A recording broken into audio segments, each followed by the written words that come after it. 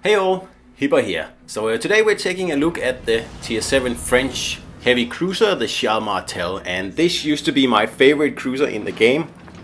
It's still one of my absolute, favorite ships in the game, I guess. But I think it's time to perhaps give this ship a bit of a buff. It is struggling a little bit, especially against legendary battleships, namely at the pure tier 7 lobbies. It's still absolutely right there at the top, one of the absolute best cruisers, no doubt about it. But as soon as you get legendary battleships, Martel really suffers, more so than any other cruiser, I think, because it is a ship that's really easy to citadel, and speed isn't really going to help you much against legendary battleships, where you really only need to take one unlucky shell and you're pretty much out of the game in this ship here. So I'm not really sure what could be done to buff it a little bit. Perhaps main battery reload boost would be an option, because it already got a heal, and there's not really much you can do to buff it up anymore without starting to fiddle with the armor and stuff, and that's not gonna happen. So perhaps a reload boost would be a nice thing.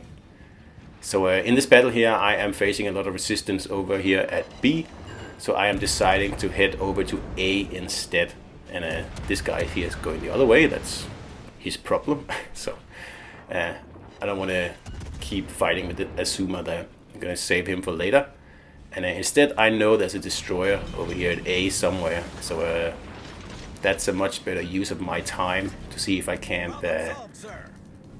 reveal this guy here. Everybody else is smoked up, so and the destroyer is also smoked up because, well, I'm guessing he is. Otherwise, I would have been spotted at the moment. So that's why I'm trying to get in as deep as I can into the enemy territory, and then I realize there's a Vlad there. And that means, okay, it's time to turn around. Because like I said, this ship here does not deal well with AP hits. And a Vladivostok or an Iowa can make very quick work of a Martel.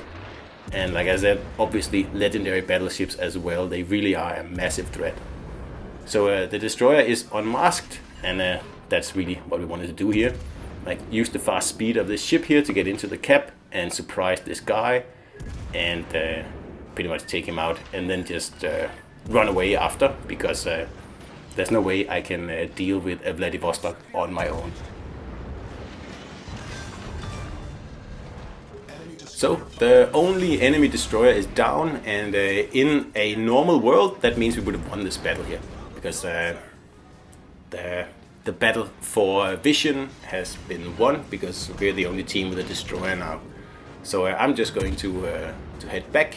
There's not really anyone targeting me, so I could possibly stick around to cap, but I'm a little bit wary of this Vladivostok here in case he catches my scent, and he will be able to make life very nasty for me. And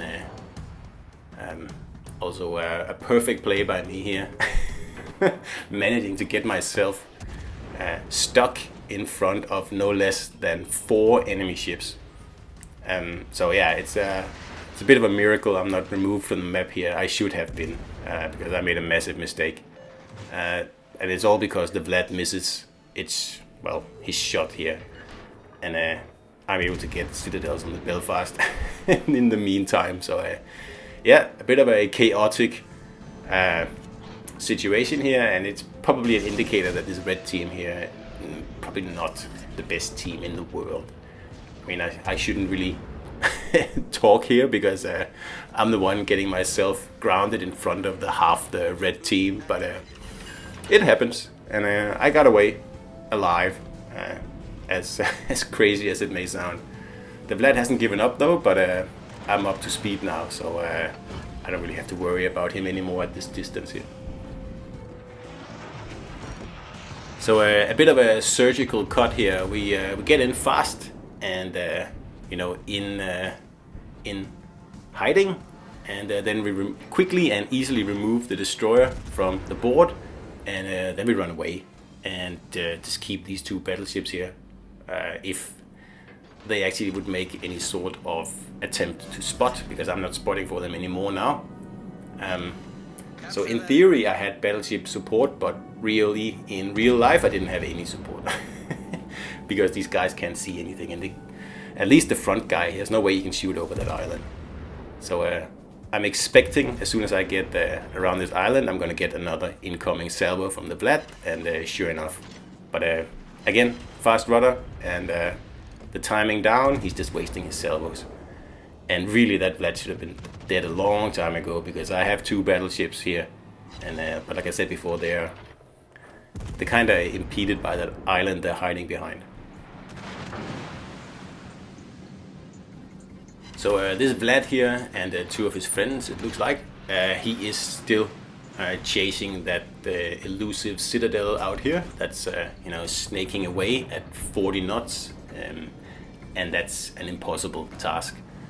So he has overextended, and now he's getting punished for it. And he's even blind firing at me, which is, yeah, I mean, that's impossible to hit. Don't know why he did that. So anyway, the A-cap is safe. I mean, the destroyer is gone, the Vlad is almost dead, so there's no real point hanging around over here anymore. It's time to head back to the B-cap. Because as soon as the Vlad is removed, these battleships here can cap, shouldn't be a problem. Now Martel is one of the best agile cruisers out there, and it's actually the original agile cruiser. It's the first cruiser where I got the agile build to work on well, you know, and that was back in the day where Martel had a maximum rudder of about 3.2 seconds, I think it was, something along those lines, which is nearly 2 years ago now. These days, you can get the rudder on this ship down to, I believe, 2 seconds. I think I have a 2-second build on it here. I can't remember. It's something along those lines. And of course, you have a speed boost, so you can hit 44, 45 knots in this ship here. And the turning radius is about the same as, I think it's the same as Wichita. Anyway, it's very close. So this ship here can dance like pretty much no other cruiser. And of course you get your wonderful French torpedoes as well, which is something that Wichita doesn't have. But, and there's always a but here, and this is a big but, Martel is soft-skinned. It doesn't have a lot of armor, and you can like bow tank other cruisers, but pretty much any battleship will prove difficult to deal with. If you're up close, that is.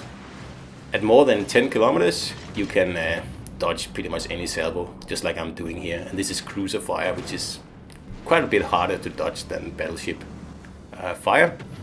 So as you can see, it is a very wiggly ship, and with such a short turning radius and such a fast rudder, and the ability to go 44 knots, it's a very powerful ship.